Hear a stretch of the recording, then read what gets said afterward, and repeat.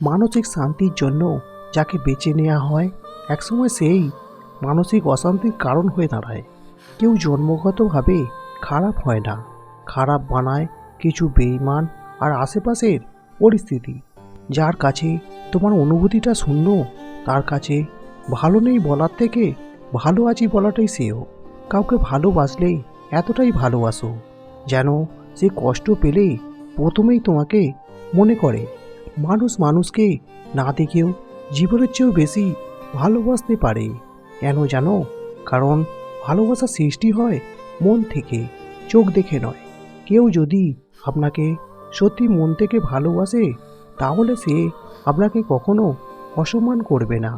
তার কাছে আপনার গুরুত্ব থাকবে সব থেকে বেশি। ভালোবেসে কাউকে বুকে জায়গা দেওয়া খুব সহজ, কিন্তু সেই বুক থেকে তাকে মুছে ফেলা অনেক কঠিন। মায়া জিনিসটা খুবই মারাত্মক, তবে চেহারার মায়ার থেকে কথার মায়া আরও বেশি মারাত্মক। যদি সময়ের সাথে সাথে ভালোবাসা কমতে থাকে তাহলে বুঝতে হবে সেটা কখনোই ভালোবাসা ছিল না, সেটা ছিল ক্ষণিকের ভালো লাগা মাত্র। প্রিয় মানুষের কথা বলার আগ্রহ কমে যাওয়ায় ভালোবেসে মানুষ সবচেয়ে বেশি কষ্ট পায়। সব যুদ্ধ খোলা ময়দানে হয় না, কিছু যুদ্ধ প্রতিনিয়ত নিজের মনের সাথে করতে হয়, যার রক্তপাত বাইরে কেউ দেখতে পারে না। মানুষ দুটো সময় চুপ থাকে, যখন তার বলার মতো কিছু থাকে না, অথবা তার বলার মতো অনেক কিছুই থাকে কিন্তু শোনার মতো কেউ থাকে না। মিষ্টি কথা সবাই বলে, তবে মিষ্টি কথার পিছনে শয়তানি চেহারাটা একমাত্র জ্ঞানীরাই ধরতে পারে। অনেকে পেয়েও অনেক কিছু হারিয়েছে, কিন্তু হারানোর পর আর কিছুই ফিরে পায়নি। নিজেকে এমনভাবে সাজিয়ে নাও যারা একদিন তোমাকে ছেড়ে চলে গেছে তারা যেন তোমাকে দেখে আফসোস করে।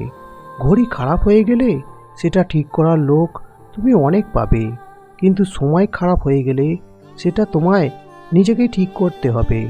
আপনার যদি সময় ভালো যায় তখন আপনার খারাপ কথাও অন্যের কাছে মজা বলে মনে হবে, আর যদি সময় খারাপ হয় তখন আপনার বলা মজার কথাও লোকের খারাপ বলে মনে হবে। গুরুত্ব থাকলে প্রত্যেকটা সম্পর্কই টিকে যায়, হোক তা ভালোবাসা বা বন্ধুত্ব। যে তোমাকে মন থেকে ভালোবাসে সেই তিনটি পাগলামি তোমার সাথে অবশ্যই করবে। 1, সে তোমার প্রতি বেশি বেশি অধিকার খাটাবে। 2, তোমার প্রতি অন্যের অধিকার কখনোই মেনে নেবে না।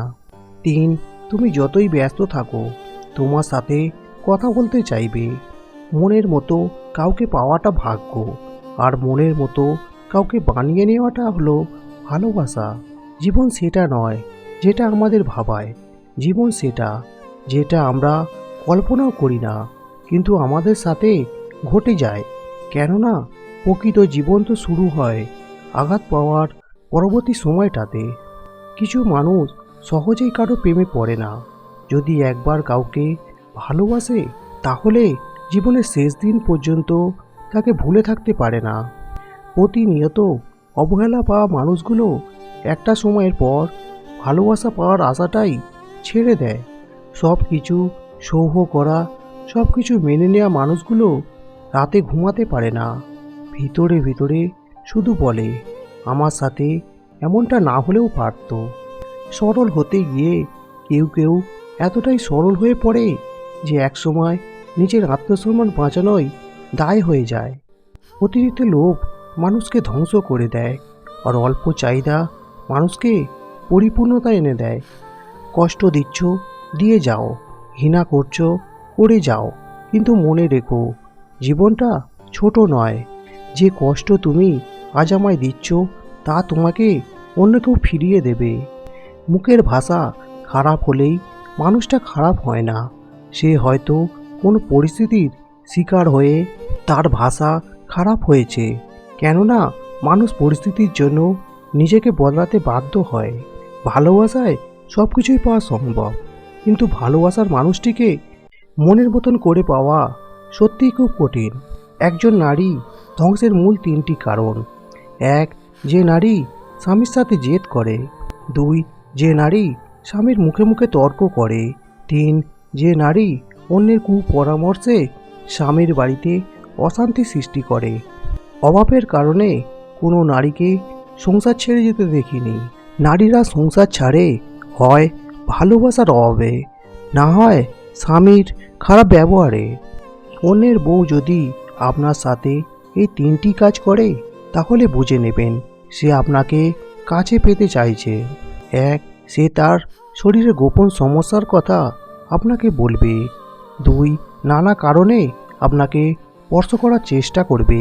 3. আপনার সাথে অনেক খারাপ কথা বলতে চাইবে।